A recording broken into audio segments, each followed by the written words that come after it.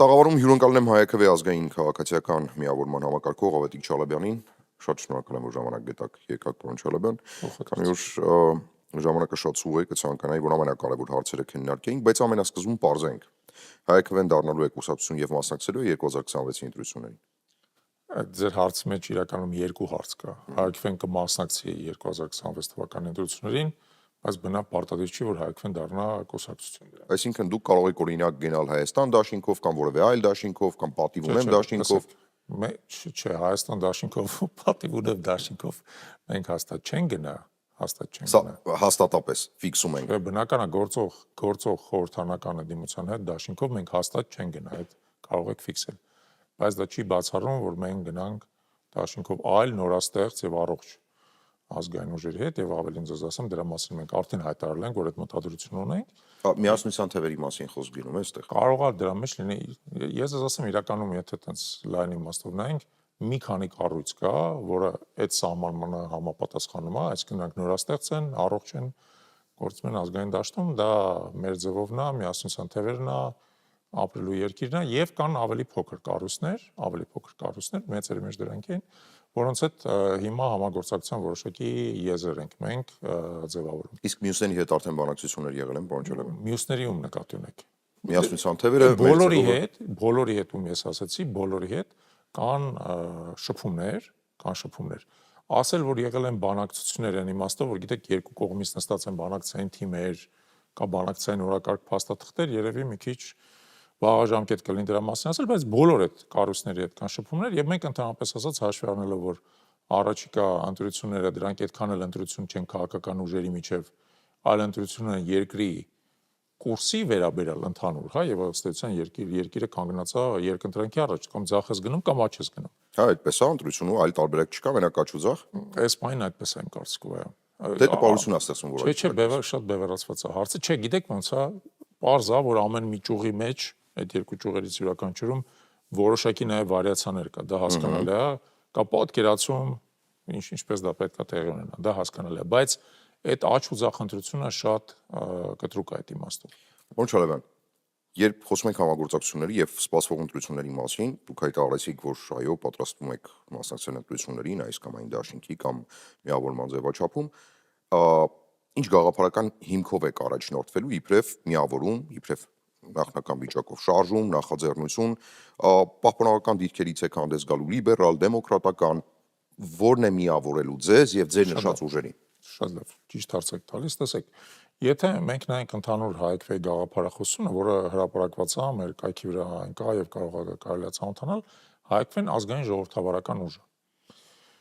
Նա ըստ էության մինչև հիմա ձևակերպված չի որպես քաղաքական ուժ, եւ այդ հենց այդ պատճառով մենք կոչվում ենք քաղաքացիական միավորում, բայց մենք մեր, այսպես ասած, ներքին բովանդակությամբ, ներքին գաղափարախոսությամբ ազգային եւ ժողովրդավարական ենք։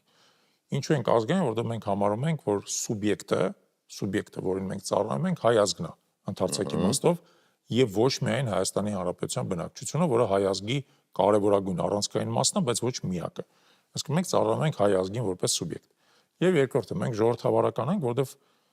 արմատապես ֆունդամենտալ հավատում ենք ժողովրդավարությանը, մենք ունենք Հայաքվեն ներքին կառուցվածքը ժողովրդավարական է, ընտրովի մարմիններով է, արագ թարմացվում են այդ մարմինները, տարի մեկ են ընդունում Հայաքվեի ղեկավար մարմինների ընտրությունները, պարբերաբար դա թարմացվում է եւ այլն, եւ մենք հավատում ենք նաեւ ժողովրդավարությանը երկրում որպես այդպեսին, որպես կառավարման մոդել։ Դրանով հանդերձ մենք նաեւ կարծում ենք, որ Հայաստանի դեպքում ժողովրդավարությունը պետք է նաեւ համադրվի այսպես կոչված մերիտոկրատիայի, այսինքն արժանիքի իշխանության հետ, եւ նաեւ կարծում ենք, որ այն համակարգը, որ մենք ունենք հիմա, այդպեսին չի։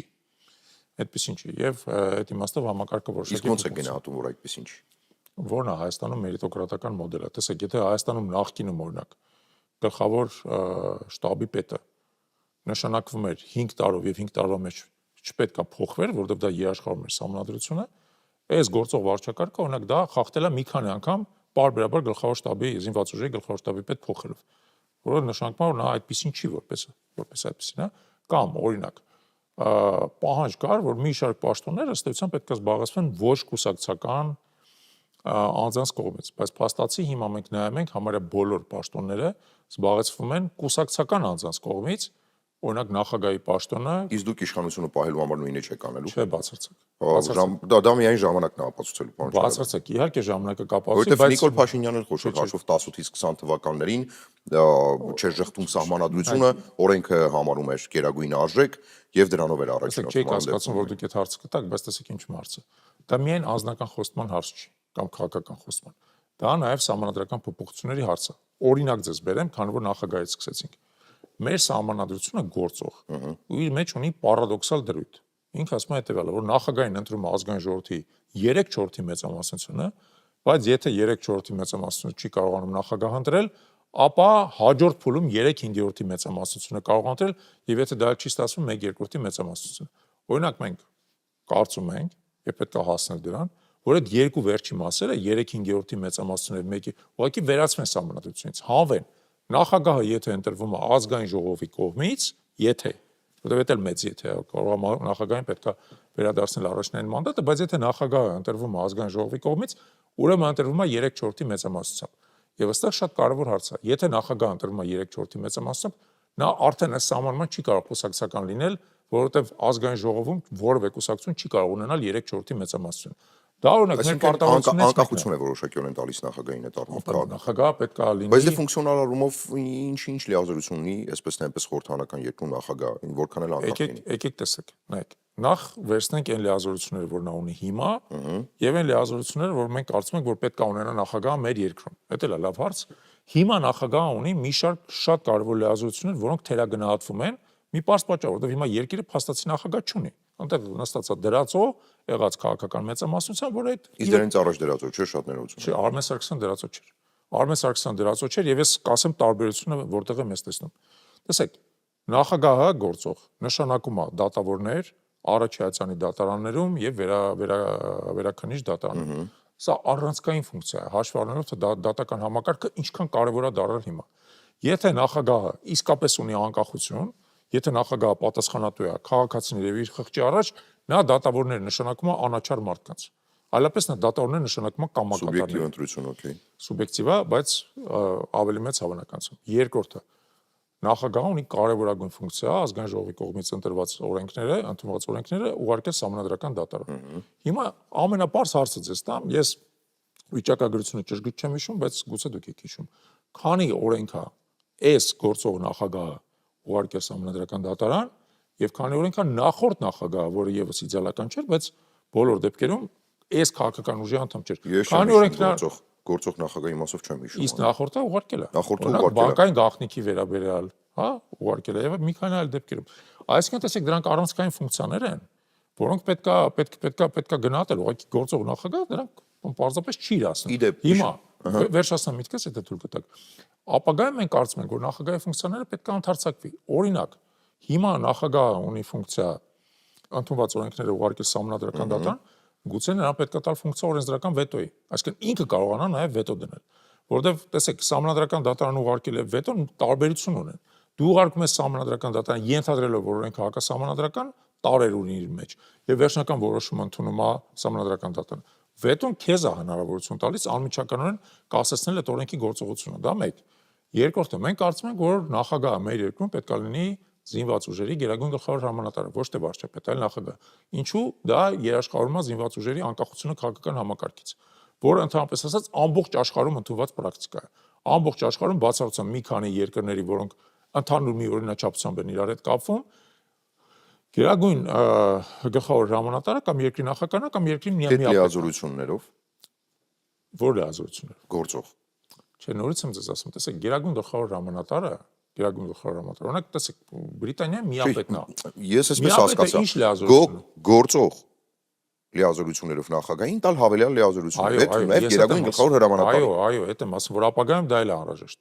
Հիմա դուք հարց եք տալի, տեսեք, վերադառնանք ձեր հարցին, ինչից է հարցը սկսեց։ Դուք ասում եք ինչ երաշխիք, որ դուք այլ պետք կվարեք։ Ասում եմ, մեր երաշխիքն է, որ մենք կարծում ենք, որ սահմանադրության մեջ պետք է մտցնել այդ փոփոխությունները իրականացնել, որպեսզի սահմանադրությունը իշխանության տարբեր մարմինների լիազորությունները բալանսավորի։ Մեր այսօրվա սահմանադրությունը եւ խնդիրը միայն Նիկոլ Փաշինյանի մեջ չի, այլև նրանց մեջ ովքեր սահմանադրությունը ընդունել են այնպիսի սահմանադրություն, որում խորհրդարանական մեծամասնությունը մանավանդ եթե նա ունի 3/5 մեծամասնություն, հա, եւ որը այսօր Փաշինյանի իշխանությունը ունի, հա, նա ստանում է բացարձակ իշխանություն։ Հա դուք փոխզսումների մեխանիզմներ եք առաջարկում։ Այո, դուք ինձ հարցեցիք ինչ երաշխիք, ասացի, երաշխիքը ոչ թե Այսինքն դու գալու եք ինքներդ ձեզ փոխզսվելու։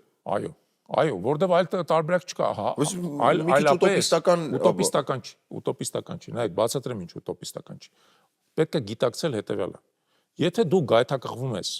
բռնապետական լիազորություններով, ինչպես գայթակղվեց Փաշինյանը, վերջի վերջո դու վերածվում ես բռնապետության։ Եթե դու վերջի վերջո վերածվում ես բռնապետության, այդ բռնապետությունը միշտ էլ մեղմ ասած ողբերգական վախճան ունի։ Դու ինքդ պետք է հասկանաս, որ համակարգն է, որ կայուն է։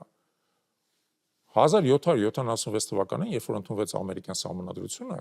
մարդիկ, որոնք այդ սահմանադրությունը ընդունել են, անկեղծ մեզանից շատ ավելի քիչ գիտելիք ունեին, այն ժամանակ շատ ավելի քիչ էր ընդհանրապես քաղաքագիտական գիտելիքը, բայց այդ մարդիկ գնացին այն տրամաբանությամբ, որ պետք է ընդունել սահմանադրություն, որը բալանսավորված է։ Ֆանտաստիկ։ Հիմա Նիկոլ Փաշինյանը գրում է սահմանադրություն, նոր սահմանադրություն գրելու։ Դեմ եք դրան։ Գուցե այս բոլոր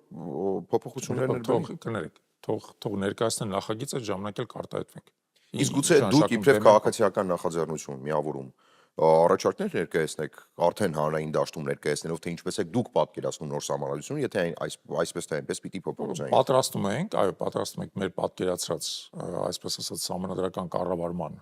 համակարգի նախագիծը եւ առաջիկայում կներկայացնենք։ Իդեպ կարծում եք, որ պիտի շարունակեն խորհրդանական երկիր լինել, թե ամեն դեպքում փոփոխություն պիտի լինի կիսանախագահական կամ նախագահական։ Տեսեք, ինչու՞ է այստեղ խնդիրը, սա բարդ հարց է եւ չունի միարժեք պատասխան, ասեմ նաեւ ինչու չունի միարժեք պատասխան։ Ընդհանրապես ասած,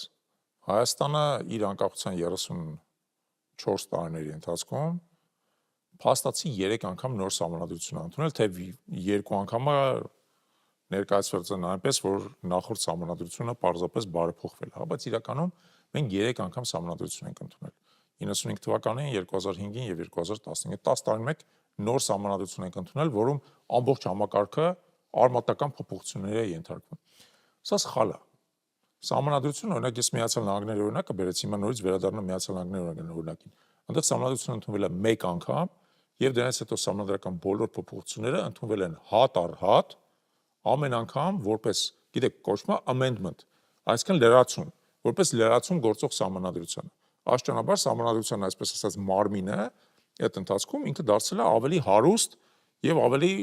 մեծ քանակությամբ խնդիրներ ըստ էության լուծող եւ նկարագրող։ Ես ինքս կարծում եմ, որ սահմանադրական համակարգին կայունություն է պետք։ Այդ իմաստով գուցե գիտեք ինչ, եթե մենք հիմա ունենայինք կիսանախագահական համակարգ, ես կասեի եկեք մտածենք ոնց են կիսանախագահականը կատարելագործում։ Քանի որ ունենք խորհրդարանական համակարգ, ես կասեմ եկեք մտածենք խորհրդարանականը ոնց են կատարելագործում եւ հնարավորություն ենք տալիս, որպեսզի նա աշխատի եւ իդեպ ես ձեզ ասեմ, մենք բազմաթիվ փոփոխություններ ենք ենթադրում այդ համատեքստում։ Օրինակ ես ձեզ ասացի նախագահի ֆունկցիաները ընդարձակել, որպեսզի ինքը ավելի լուրջ հակակշիռ հանդիսանա խորհրդարանական մեծամասնությանը։ Կամ օրինակ շատ կարևոր բան, որի մասին արդեն սկսել ենք խոսալ, անցնել մաժորիտար ընտրությունների համակարգի։ Մաժորիտար, ինչի որպեսզի падգամավորը իսկապես ունենա առաջնային մանդատ եւ հնարավորություն ունենա ազդել գործադիր իշխանության վրա, ոչ թե հիմա, երբ որ падգամավորը ձեր խոսքից այնպես է ստացվում, որ Սերժ Սարգսյանը նվեր է տվել Բառացիորյան Նիկոլ Փաշինյանին այն սահմանադրությունը, որ 2015-ին են փոփոխել։ Հա, իսկ այդպես չի։ Չէ, բայց այդ նվերը, ես դες մի բան ասեմ, դա ախր շատ հարաբերական հասկացություն է, դա մի նվեր է, որ քեզ թվում է, որ դու դրանով ունես բացարձակ լիազորություններ։ Բայց ունի։ Ըստ էության, հա, բայց դա երկսայրի սուր է, որովհետև այդ բռնապետի ձեռքի սուրը վերջում մտնում է այդ բռնապետի փորը, հասկացեք էլի, ախր ամբողջ աշխարհում բռնապետությունները ողբերգական վախճան ունեն։ Ընդհակառակը մեզ եկեք գնանք Հյուսային Կորեան դիտարկենք։ Եկեք մեզ չհամեմատենք Հյուսային Կորեայի հետ։ Բայց ասում եք բռնապետություններում հետ պիտի համեմատենք։ Կադաֆի հետ համեմատեք, Չաուշեսկուի հետ համեմատեք, Ասադի հետ համեմատեք, Լուկաշենկոյի հետ համեմատեք, Վենեսուելայի Մադուրոյի հետ համեմատեք։ Այնքան համեմատություններ կարող են բերել բռնապետություն։ Մադուրոն այդ հայտնի բանը գիտեք, չէ՞, Սոլոնի բանը, հայտնի պատասխանը Կրեսոսին, Հերոդոտոսի պատմության մեջ է գրված։ Ասում է կարևորը մարդու վերջը լավ լինի։ Դուք ոչ Մադուրոյի վերջն եք տեսել, ոչ Լուկաշենկոյի։ Հա, բայց ահագին երկար է, այդ վերջը չի գալիս, էլի։ Ախր, բայց մենք մյուս կողմից պետք է նայեք, եկեք վերցնենք Վենեսուելան, հա, Բելարուսան մի քիչ հատուկ դեպք է, էլի, եւ մինչեւ վերջ անկախ պետություն էլ չի ոնց որ հասկանում եք։ Վերցնենք Վենեսուելան։ Վենեսուելան ունենալով աշխարհի երկրորդ իր մեծությամբ նավթային պաշարները,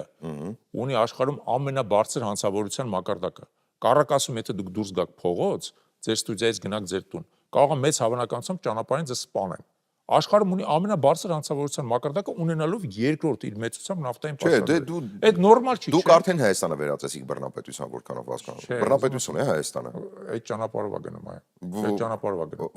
Որոնք են նշանները, որ այդ ճանապարհով են։ Տեսեք, որոնք են նշանները նրա, որ Հայաստանը գնում է դեպի բռնապետություն եւ ինչ որ իմաստով արդեն դառնում է բռնապետություն ցավոք։ Առաջին, ես արդեն ասացի, իշխանության բոլոր մարմինները Հայաստանում բռնազավթված են մեկ հակական ուժի կողմից։ Բացարձակ։ Եվ դա այդպես է հիմա եւ այդպես չէ սրանից 4 տարի առաջ։ Այդպես չէ։ Չէ, մեկ հակական ուժի կողմից չէ։ Արմեն Սարգսյանը, որի մասին մենք խոսեցինք, օրինակ քաղաքացիական պայմանագիրը չէր ներկայացնում, կամ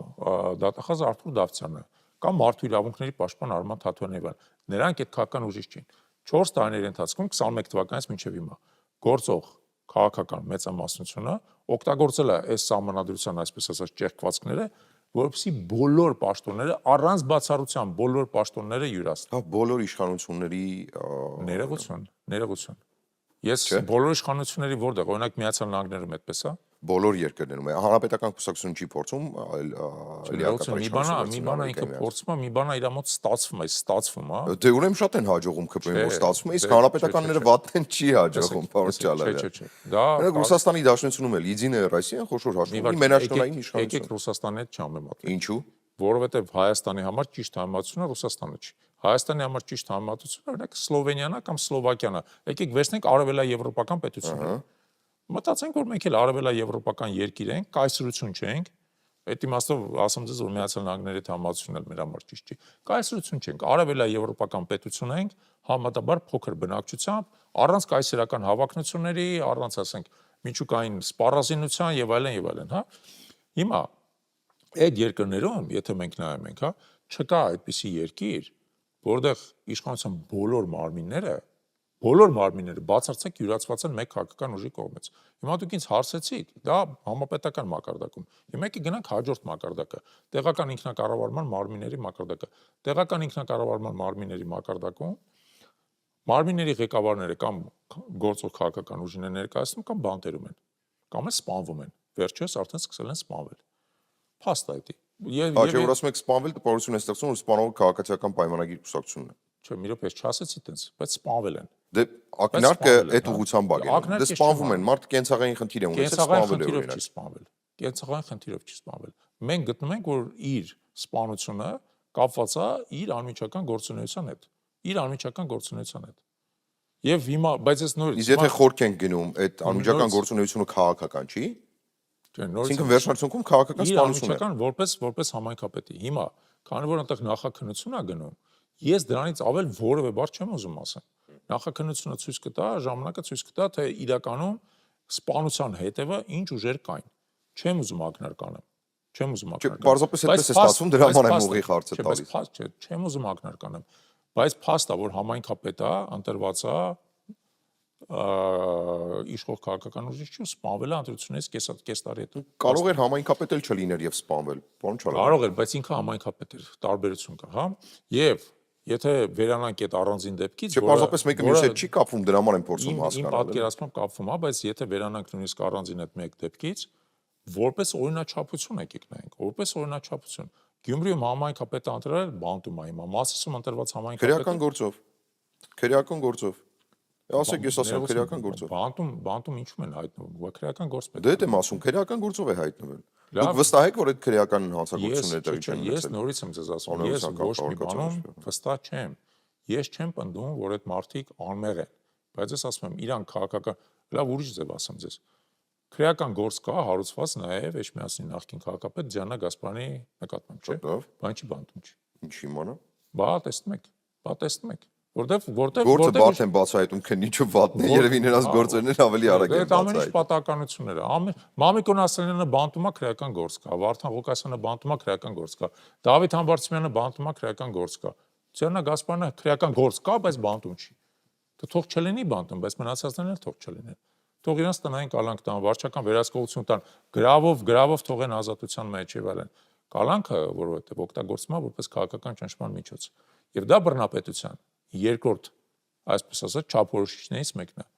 Եվ երրորդ չափորոշիչը, որը ուզում եմ ձեզ ասեմ, ընդհանրապես ասած, եթե դուք նայում եք թե Հայաստանում դատական համակարգը հիմա ինչպես է գործում,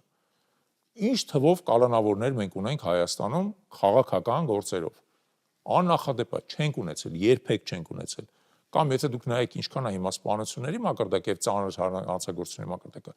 աննախադեպ է, երբեք այդքան չենք ունեցել։ Իսկ ինչով է կապված մեկը մյուսի հետ, որովհետեւ իրավապահ համակարգը զբաղվում է քաղաքական գործերով, ոչ թե հանցագործությունները իրական հանցագործությունները կանխարգելելով։ Անմիջական կապ կա, հաղորդակից անոթները։ Դիմենի մասին խոսեցինք, ներքին քաղաքականի մասին խոսեցինք, շատ հետաքրքիր ամեն դեպքում վերադառնալով ընտրություններին քաղաքական ուղղվածությանը, դե գիտեք, այդ ծայրահեղացման բևեռացման մեջ անդադար քննարկում ոչ միայն այդ ներքին պարակտվածությունը, ընդդիմադիրների իշխանականների միջև, այլ նաև արտաքին քաղաքականը։ Ու էդ էլ է բևեռացված պրոռուսական, պրոարևմտյան, օրինակ քաղաքացիական պայմանագիր կուսակցությունը իր վերջին համաժողովի շրջանակներում ներկայացրեց 4 հանրապետության հռչակման իր պատկերացումները եւ տեսլականը, որտեղ արտաքին քաղաքական իմաստով շատ հստակ գրված էր Հայաստանը ճանապարհ է բռնելու դեպի Եվրամիություն։ Հիմա դուք իբրև համակարգող ձեր քաղաքացիական միավորման ինչպես եք պատկերացնում Հայաստանը ինչ ընթացք պիտի ունենա, պրո-եվրոպական թե պրո-ռուսական։ Տեսեք, դա արհեստական հարց է։ Զգալի չափով բացատրեմ ինչու։ Դա զգալի չափով արհեստական հարց է։ Նախ քաղաքացիական պայմանագիրը չունի պրո-եվրոպական դիրքորոշում։ Նա ունի պրո-թուրքական դիրքորոշում, որը նա քողարկում է պրո-եվրոպականով։ Ինչպես։ Դա ինչ անշուշտ ինչպես։ Ինչպես է քողարկում։ Քողարկումը խոսում է Եվրոպական միություն անդամակցության մասին, երբ որ այդ ուղղությամբ որևէ ուղերձ Եվրոպական միությունից չի ստացված, մեր կողմից օրենք է ընդունվել, պարոն Չալեյան։ Ինչ օրենք։ Օրենք չէ, հայտարարություն է ընդունվել։ Նախագիծ։ Հայտարարություն կարդացել եք, բովանդակությունը հիշում եք, Հայաստանը մեկնարկում է գործընթացը։ Դա օրենք չի, դա ընդհանրապես հայտարարություն է ոչ մի բանի մասին։ Եվրոպական միության անդամակցության գործընթացը ունի որոշակի ընթացակարգեր։ Այդ ընթացակարգերից ոչ մեկը չի մեկնարկված։ Բացարձակ վիզաների ազատականացում գոնե։ դա Եվրոպական միության անդամակցություն չի։ Դա եվրոպական գործընթացը միտված դրան չէ։ Եկեք տարբերենք երկու բաներ։ Եվրոպական միության հետ համագործակցություն, որի շրջանակներում կա նաև օրինակ այո։ Եվ որը քայլ առաջ է դեպի Եվրամիություն։ Ներողություն, որը համագործակցություն է։ Մենք եթե նայենք Եվրամիության հետ համագործակցության տեսանկյունից, նույնիսկ մինչև այս իշխանությունը մենք ունենք համագործակցության շրջանակային համաձայնագիր, որի շրջանակում ի դեպ նախատեսվում էր ի վերջո ազատականացնել նաև մուտքի արտոնագրերը, որը ի դեպ նաև ես ողջունում եմ։ Ընդհանրապես ասած, եթե մենք աշխարհի երկրների մեծ մասի հետ ունենանք ազատականացված մուտքի ելքի իրավիճակ, միայն կշահենք դրանից։ Շատ լավ։ Հիմա վերադառնալով կարևորին։ Պրո-եվրոպական, պրո-ռուսական, պրո-արևմտյան գլոբալ առում։ Տեսեք, մեր տեսանկյունից, Հայ-Քվեի տեսանկյունից, եւ դա եւս մեր ծրագրի մեջ է նախանշված, մենք պետք է ունենանք բազմավեկտոր քաղաքականություն, հաշվի առնելով, թե մենք որտեղ ենք գտնվում։ Մենք գտնվում ենք Հարավային Կովկասում, որտեղ մեր անմիջական հարևաններն են Թուրքիան, Ադրբեջանը, Վրաստանը եւ Իրանը, մոտ հարևաններ են, որոնք մեզ մոտ են գտնվում, Ռուսաստանի Դաշնությունը, Եվրոպական միությունը, արաբական երկրները եւ Հնդկաստանը։ Հնդկաստանը մի քիչ ավելի հեռու է, բայց իրականում հաշվի առնելով չափերը, մասշտաբները եւ այլն եւ ներգրավվածությունը դրանք բավական մոտ են։ Մեր տեսակետը այն է, որ մեր արտաքին քաղաքականությունը պետք է բալանսավորված լինի այդ ազդեցության կենտրոնների միջև։ Հիասքանչ։ Դե հարցում եք, պատասխանում եմ։ Այդ իմաստով նմանություններ են պարզապես փոփոխում, այդ իմաստով, օրինակ, մենք չենք կարծում, որ Հայաստանը պետք է լինի Եվրոմիության անդամ, բայց համար, որովհետև սահման չունի Եվրոմիության հետ։ Եվ ընդհանրապես ԵԱՏՄ-ի հետ էլ սահման չունի, ԵԱՏՄ անդամ էլ չպիտի լինի։ Այդ հետաքրքիր հարց է, Բայց եւ ընդհանրապես ասած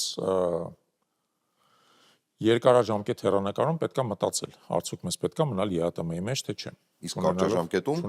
մնալը ճիշտ է։ Կարճաժամկետում մնալը ճիշտ է շատ պարզ պատճառով, որովհետև տնտեսությունը կողմնորոշված է դեպի ԵԱՏՄ։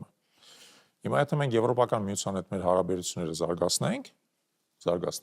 ժամանակի ընթացքում տնտեսական կախվածությունը ԵԱՏՄ-ից կարող է եւ նվազի։ Եվ ընդհանրապես ասած, այս վերջի տա մի քանի տարիների փորձառությունը հետաքրքիր բան բացահայտեց,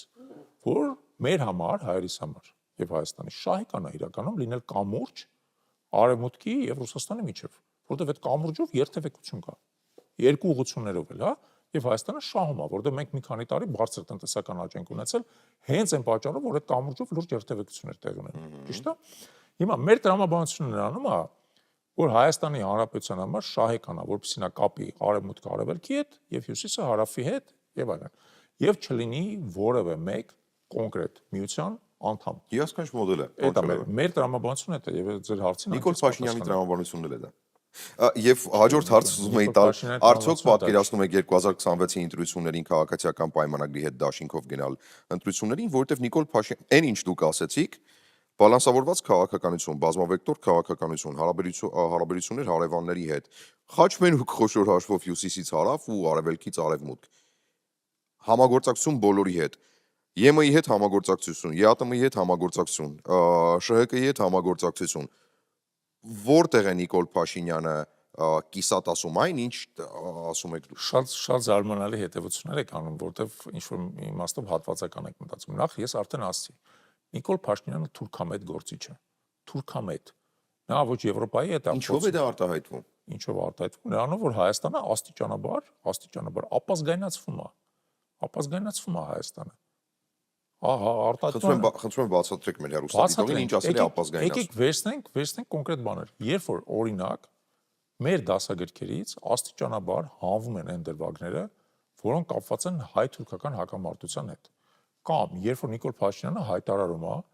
որ Հայոց ցեղասպանության միջազգային ճանաչումը դա Հայաստանի Հանրապետության օրակարգում չի այլևս, դրանով պետք է զբաղվի Սփյուռքը։ Կամ երբ որ օրինակ Մեսրոպ Մաշտոցի նկարը հանվում է դասագրքերից, կամ երբ որ առանց որևէ անհրաժեշտության ցեղասպանության հուշարձանը բարբարոսական ոչնչացման է ենթարկվում, անունը դնելով որ դա վերանորոգում է։ Ինչքան շարունակում։ Կամ երբ որ հայ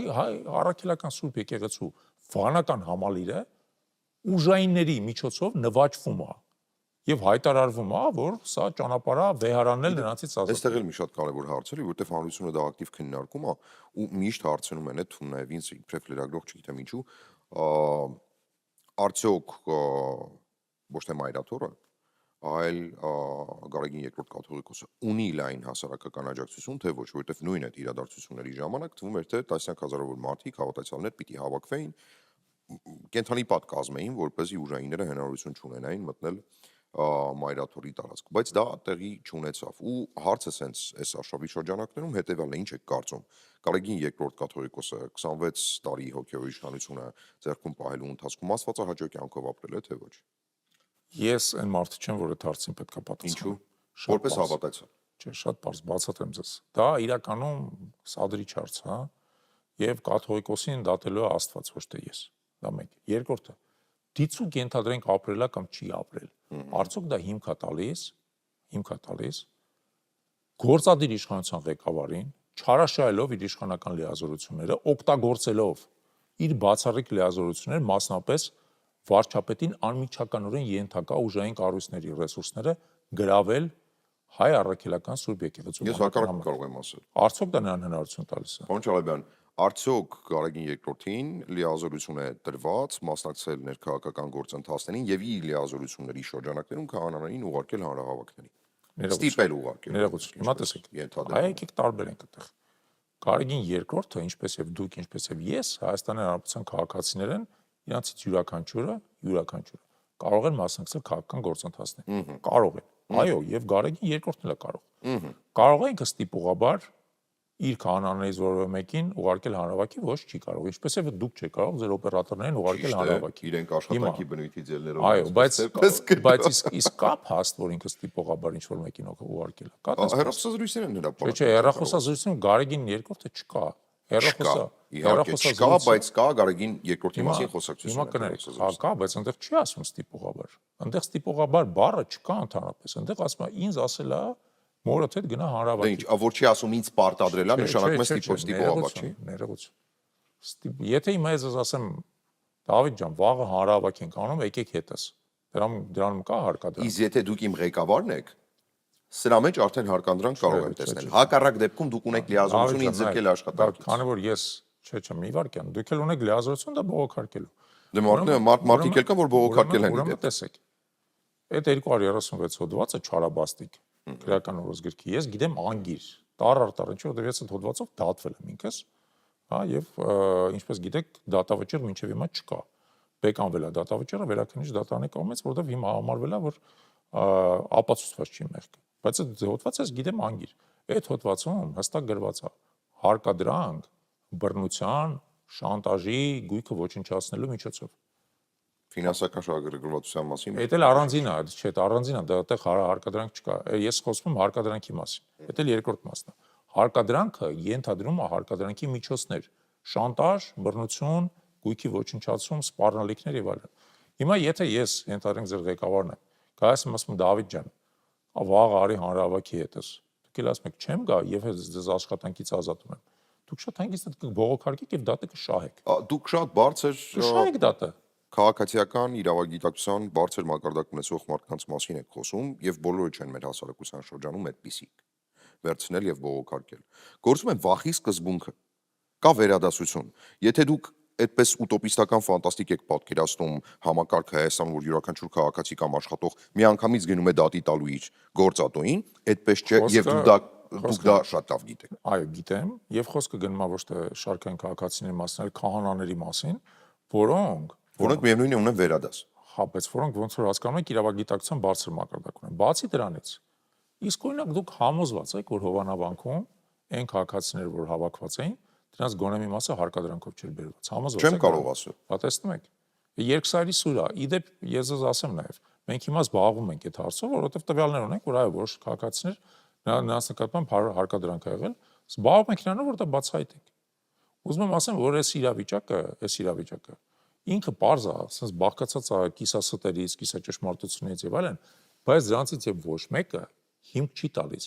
գործադիր իշխանության ղեկավարին չարաշահել իր լիազորությունները վանական համալիր գրավել։ Շատ բարի։ Հիմք չի տալիս։ Մայր աթոռը պետություն է պետության մեջ, թե ոչ։ Ոչ, մայրաթորը Այսինքն կրոնական կազմակերպություն է, որը Սահմանադրության 18-րդ հոդվածով ունի բացառիկ իրավունքներ։ Բացառիկ իրավունքներ, բայց ոչ առանձին պետականություն, ինչպես Չէ, Վատիկանը։ չէ, Օրինակ Իտալիայի ոստիկանությունը իրավունք չունի մտ։ Չէ՞ Վատիկան։ Պետություն չի։ Այսինքն մայրաթորը ինքնին գտնում է պետության լիազորության մեջ։ Այո, Ինքնիշխանության լիազորության, Այո։ տարածքային ամբողջականության եւ այլն։ այո։ Եվ ուրեմն ո՞րն է խնդիրը, որ իրավապահ մարմինը մտնում է այնտեղ։ Ներողություն, վանական համալիրը մայրաթորը չի, այլ Հովանավանքն է։ Մենք հիմա մայրաթորի մասին ենք խոսում, Հովանավանքի մասին չենք խոսում։ Նայեք, հիմա եթե խոսում ենք մայրաթորի մասին, մայրաթորի տեսանկյունից իրավապահ մարմինը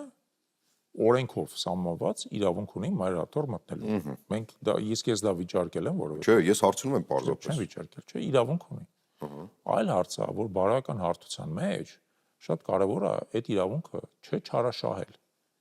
Ես օրինակ գիտեք ինչ եմ տեսել, ականատես եմ եղել այդ հունիսի 27-ին էր, չէ՞, կարծեմ այդ մայրաթորի գրոհը։ Ես ականատես եմ եղել, թե կարմիր բերետները ինչպես փորձում էին ջարդել ցանկապատները, հետո էլ մագլցել է ցանկապատների, որ ներս թռնել մայրաթորի տարածք։ Եվ միայն գնդապետ Խուդինյանի սաստել իրանց հետ կանգնացրեց դրանից, իսկ գնդապետ Խուդինյանն էլ ես խնդրեցի, որ դրանց սաստի։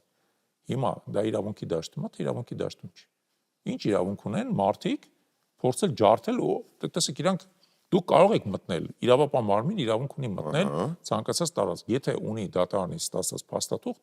խոզարկության մասին, ինչ որ մեկին բերման ենթարկելու մասին, բան։ Ինչու եկեղեցին դատի չի տալիս իրավապահ համակարգին, հաղորդում չի ներկայացնում։ Ինչու Ներկայացնում է Արա Զորաբյանը ներկայացրել է հաղորդում Հովանավանքի հետ կապված։ Այդ հաղորդմամբ դատախազությունը որոշել է քրեական գործ։ Մայրաթորը ինչի վեհարան մուտքի ժամանակ չի ներկայացրել։ Չէ, ներողություն, այդ դուք գնացեք իրանց հարցը, լավ կլներ որ ներկայացնեն։ Իմիջոց լավ կլներ որ ներկայացնեն։ Որտեվ եթե խոսում ենք քաղաքացիության մասին, ասում ենք կաթողիկոս Հայաստանյան քաղաքացի է, կարող է քաղաքացիական դիրքորոշում։ Բայց երբ որ պահը գալիս է արդեն քաղաքացիական դիրքորոշմամբ գնալ դատարան, հաղորդում ներկայացնել ոստիկանություն, դատախազություն եւ այլուր, մայրաթորը սահմանափակվում է հայտարարություններով, բայց այդտեղ քաղաքացիականը չի աշխատում։ Տեսեք, աշխատում է եւ հենց այդ պատճառով օրինակ մենք որպես իրավագիտակից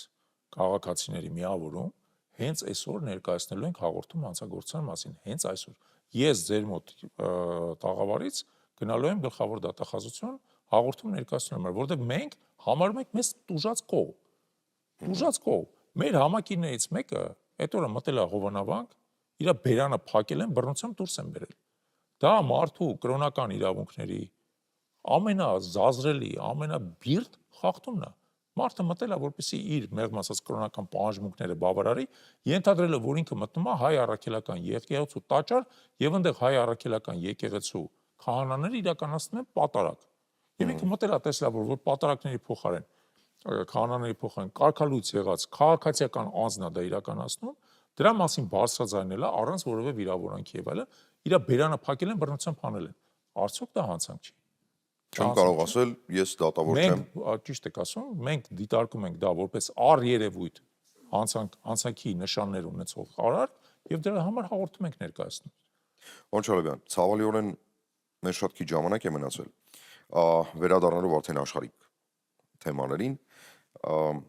կրկին ներքաղաքականին, որովհետև ամենակննարկվողը դա է ու տպավորություն է ստեղծվում, որ մի կողմում կանգնած է քաղաքացիական պայմանագիր կուսակցությունը իբրև առանձին բևեռ եւ իշխանություն է սպային, մյուս կողմում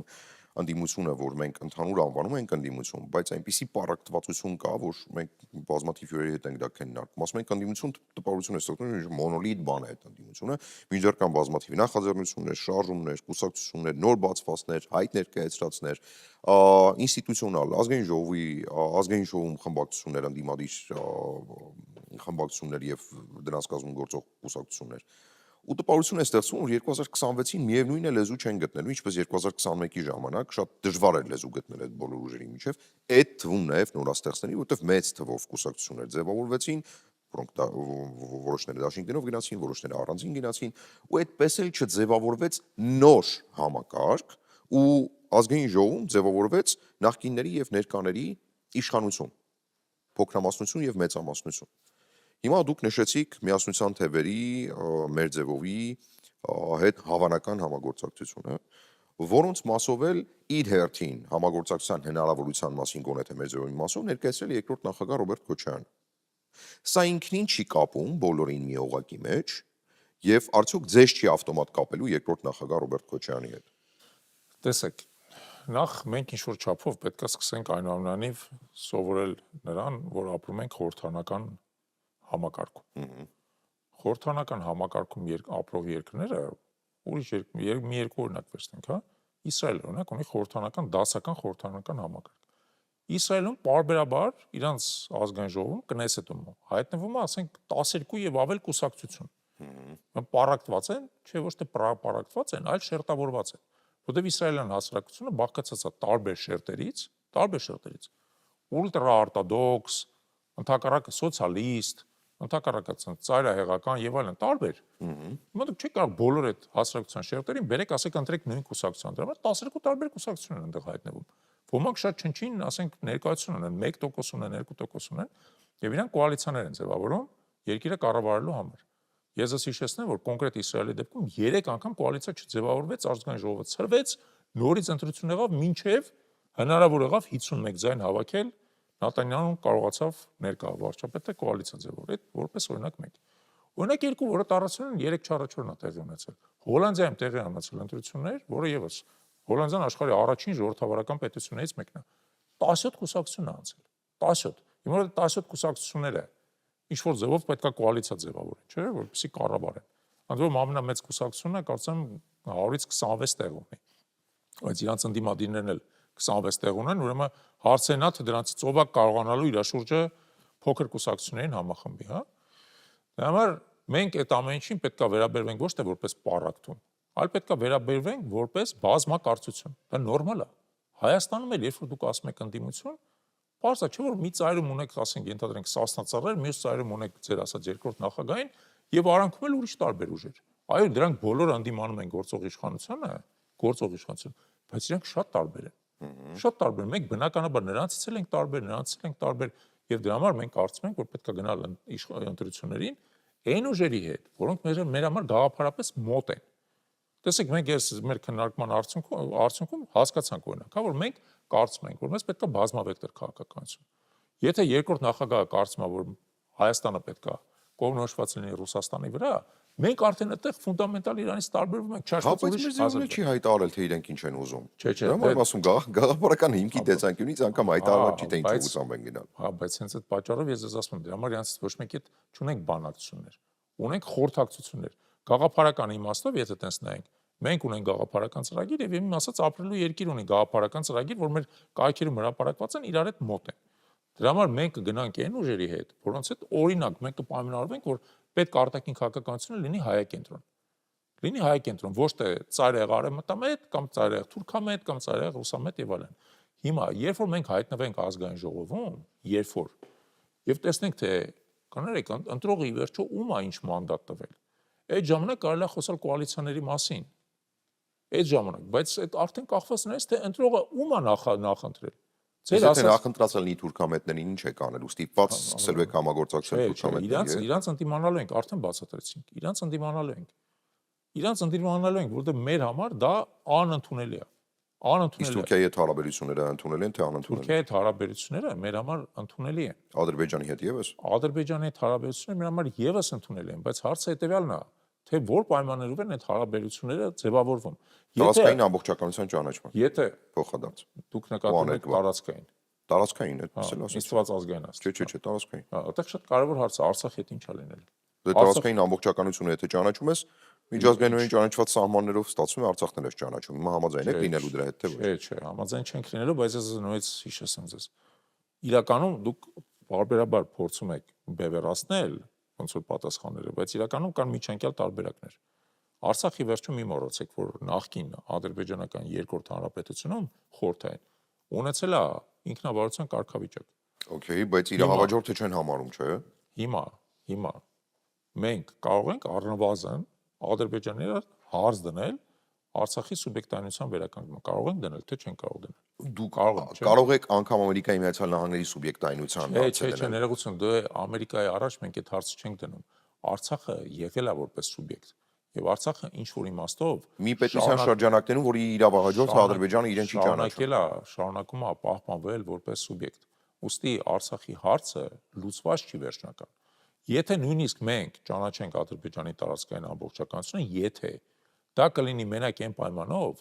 որ Ադրբեջանը փոխադարձ ճանաչի Արցախը որպես սուբյեկտ եւ այդ սուբյեկտի իրավունքները երաշխավորի։ Իսկ եթե չեք ճանաչում Ադրբեջանի տարածքային ամբողջականությունը, պատերազմ եք հայտարարում։ Չէ, ով ասում։ Դե նշանակում Ադրբեջանը ասում է, տեսեք, սա իմ դիրքորոշումը չի։ Ես հանրայնացվող կարծիքների մասին եմ։ Դա Փաշինյանի դիրքորոշումն է։ Մենք Արցախի պատերազմ ենք հայտարարել ու չճանաչելով տարածքային ամբողջականություն։ Տեսեք, մենք Ադրբեջանի տարածքային ամբողջականությունը մինչև 2022 թվականը չենք ճանաչում, բայց պատերազմ չենք հայտարարում։ Ընդհակառակը դե արդեն պատերազմի մեջ էինք էլ։ Մենք Ադրբեջանի հետ ունենք զինադադարի պայմանագիր 94 թվականին Բիշկեկում ստորագրած։ Պատերազմի մեջ չենք։ Մենք ընդհանրապես 94 թվականից ի վեր Ադրբեջանի նկատմամբ ոչ մի ագրեսիվ գործողություն չենք իրականացրել։ Ավելին ձեզ ասեմ, եթե մենք կարողանանք Ադրբեջանի հետ Մադրիդյան սկզբունքների շրջանակում ինչ որ համաձայնության գանք, ընդհանրապես որևէ պատերազմ չէր լինի։ Բայց Ադրբեջանը կարծես չէր գալի որևէ համաձայնության։ Որտեվ Ադրբեջանը ուժեղ էր մեզանից։ Որտեվ Ադրբեջանը մեզանից ուժեղ էր։ Դա իրական պոլիտիկան է, չէ՞, եթե չեմ սխալվում։ Այո։ Հիմա, տեսեք, դուք այդ իմաստով ունեք երկու տարբերակ։ Դուք կարող եք ասել Արցախի էջը փակվեց, մոռացանք դրա մասին, բայց հասկանաք, որ դա ունենալու է հետևանքներ, շատ լուրջ հետևանքներ։ Դա կարող է բերի ընդհանրապես Հայաստանի Հանրապետության կազմալուծման հետագան, որտեղ Ադրբեջան չկանգնի դրա վրա եւ շարունակի իր պահանջները առաջ դնել։ Արևմտյան Ադրբեջան, ադրբեջանցիների վերադարձ եւ այլն։ Զանգեզուրի միջանց։ Իսկ կարող եք մեկի էջը փակել, բայց մնացածում անզիջում լինել։ Չեք կարող, որտեվ այդ էջը պետք չի փակել։ Իսկ ինչի պետք է փակենք, որ այդ էջը մարդու իրավունքների խնդիր է։ Որտեվ չունեք ռեսուրս պայքարելու։ Ես չեմ ասում, էլի սա իշխանության դիրքորոշումն է, ռեսուրս ունեք պայքարելու դրա համար, թե ոչ։ Իշխանությունը չունի, մենք ունենք։ Ինչ ռեսուրս ունենք։ Դե չբացենք էլի։ Եկեք, այո, այդ հարցն էլ բանանենք, այսօր իսկապես փորձենք ամփոփել հաշվի առնելով, որ մեր ժամանակը սպառվում է։ Տեսեք, մենք ունենք մի շարք կարևոր ռեսուրսներ, որ այս իշխանությունը վատնել է։ Առաջի ռեսուրսը եւ կարևորագույնը դա նաեւ պայքարի կամքն է։ Այս իշխանությունը երբևիցե պայքարի կամք չունեցել։ Նայեք էլա ի սկզբանե Արցախը հանձնելու համար։ Նա երբեք չունեցել։ Պայքարի կամքը շատ կարևոր է։ Մենք դա տեսնում ենք օրինակ Ուկրաինայի դեպքում։ Եթե մենք 44 օր պայքարեցինք եւ ստորագրեցինք այդ նոյեմբերի 9-ի ողբերգական փաստաթուղթը, Ուկրաինան 4 տարի է շարունակում է կռվել։ Իդեպ Ուկրաինայի եւ Ռուսաստանի ուժերի հարաբերակցությունը, դիսբալանսը շատ ավելի մեծ է, քան Հայաստանի եւ Ադրբեջանի։ Բայց նրանք ցույց են տալի պայքարի կամքը։ Դու պետք է ունենաս պայքարի կամքը, որովհետեւ դա մոբիլիզացման ժողովրդին միջից մենք ունենք այդ պայքարի կամքը։ Բայց իշխանությունը դա ջարդեց։ Դուք հիշեք նոյեմբերի 9-ից 10-ի գիշերը ինչ էր Երևանում տեղի ունենում։ Մարդիկ դեմ էին պատերազմը կանգնացնելու այն ժամանակ, հա, որովհետև համարում էին, որ չի կարելի այդ պայմաններով պատերազմ կանգնացնել։ Այդ մեկ, երկրորդը, որը եւս շատ կարևոր է։ Մենք հայկական աշխարհում ունենք հսկայական ռեսուրսներ, որը այս իշխանությունը օտարել է Հայաստանից հիմա։ Սկսած Սամվել Կարապետյանի մասին ենք խոսում։ Կարևոր ռեսուրս է, չէ, հայկական իրականության տեսանկյունից, որ այսօր ձերբակալված, կալանավորված եւ ըստ էության չեզոքացված է։ Այդ մարդը այսօր կարող է Մոսկվայում գտնվել մեր համար խնդիրներ լուծել, գտնվում է ԱԱՑ-ի բանտում։ Հասկանում եք, չէ՞ տարբերությունը։ Իսկ 2020-ին չէր կարող գտնվել Մոսկվայում եւ այս համար հարցեր լուծել, ինչպես անում էր Գոտնիսանովը։ Իդեպ փորձում էր, Բայց Նիկոլ Փաշինյանը թույլ չէր տալիս։ Նիկոլ Փաշինյանը մի մոռացեք, որ օրինակ այդ ժամանակ հենց օրենսդրություն ընդունեց, որով արգելվում էր օտարերկրացիների մասնակցությունը ռազմական գործողություններին։ Ինչու՞, որովհետև այնտեղից փորձելու էին ամենայն հավանականությամբ մարդիկ բերել տարբեր տեսակ այսպես կոչված չևեկաներ, որովհետեւ հայկական կողմից կռվեն։ Այսինքն Նիկոլ Փաշինյանը արգելել է, հայերն էլ չեն կարողացել գան Արցախի համար կռվել։ Դուք մոռացել եք, որ մեր զինկոմիսարիատների առաջ հերթեր էին ու մարդկանց չէին զորակոչում։ Հերթեր էին, մարդիկ ուզում էին գնային կռվեին, չէին զորակոչում իրաց։ Մոռացել եք դրա մասին։ Իսկ մոռացել եք, որ մեր դեմ ովքեր էին կռվում այդ ժամանակ։ Հազարներով վարձկաններ էին կռվում մեր դեմ, որը ոչ մի կերպ այս գործող իշխանությունը չօգտագործեց։ Մոռացել եք դրա մասին։ Ես ձեզ մի բան ասում, էլի, եկեք փորձենք ամեն ինչ կշռքի հավասար նժարների վրա դնենք։ Գործող իշխանությունը այս ամեն ինչը հասցրել է այս կետին, ոչ թե որտեվ դա անխուսափել էր, այլ որտեվ իրանք նպատակադրված էին դա անում։ Վստահ եք դրանում։ Այո, բացարձակ։ Այսինքն վստահ եմ։ չիմացության, անկարողության մասին չէ խոսքը, այլ հստակ նպատակաուղղված, այո, նպատակադրման, իմացիալ տապալման մասին է խոսքը։ այո, նպատակադրման մասին է խոսքը։ Պարզ հարց ես տամ, այդ հարցով սահմանափակվենք, էլի։ Նոյեմբերի 9-ի համաձայնագիրը դուք գիտեք։ Խելամիտ է, չէ՞, որ երբ որ ռազմական գործողությունները ավարտվում են, զորքերը մնում են նույն դիրքերում, երկու կողմի։ Ճիշտ է։ Ընդունում եք։ Բայց այդ դեպքում մենք ինչի մեր վերահսկած տարածքի կեսը հանձնեցինք ռազմական գործողությունների ավարտից հետո։ Ինչու՞։ Որն է դրա բացատրությունը։ Ինչու հանձնեցինք։ Ինչն էր մեզ դա ստիպում։ Չեմ կարող։ Ալևը հետագայում ասաց չէ, որ այդ տարածքները անմաչելի են, հնարավոր չէր դա զինված ուժով գրավել, հսկայական կորուստներ ենք տալու։ Ինչու մենք սկուտեղի վրա դա տվեցինք։ Դիվանագիտական պարտություն, ռազմի դաշտում պարտություն, դիվանագիտական դաշտում պարտություն։ Պարտություն, դուք դա անվանում եք պարտություն, իսկ ես ասում եմ, որ դա կանխամտածված էր։ Ես ասում եմ, կանխամտածված էր։ Ավելին ձեզ ասեմ, հասնելու ենք նրան, որ դա ապացուցվի, հիմնավորվի, որ դա կանխամտածված էր։ Որովհետև պատերազմի այդ ելքը ռազմի դաշտում բացարձակ չէր ենթադրում, որ մենք պետք է Քարվաճառ ու Բերձորը հանձնենք։ Ինչի պետք է հանձնենք, եթե վերահսկում ենք, ավելին ձեզ ասեմ, եւ Քարվաճառի եւ Բերձորի մատուցներում հսկայական քանակությամբ թշնամական դիակներ էին թափած։ Ինչու՞ որտեղ չեն կարողանում գրավել։ Լեռներ են, բարձրաբերձ լեռներ չեն կարող հասնել։ Ինչի մենք դա հանձնեցինք։ Կարա ինչ որ մեկը բացատրի։ Իդեպ Փաշինյանը մինչև հիմա դա չի բացատրել։ Ուրիշ շատ բաներ փորձում է բացատրել, դա մինչև հիմա չի բացատրել։ Պատերազմի հանգամանքները քննող զեկույցն են խոշոր հաշվով, այլևս հույս չկա, որ կհրապարակվի Տեսնում եք։ Շնորհակալ եմ շատ, որ ժամանակ գտաք։ Եկաք մեր հեռուստադիտողներին հիշեցնեմ, որ հյուրս Ավետիք Չալեբյանն էր։ Մնացեք մեր հետ։ Շնորհակալ եմ ձեզ։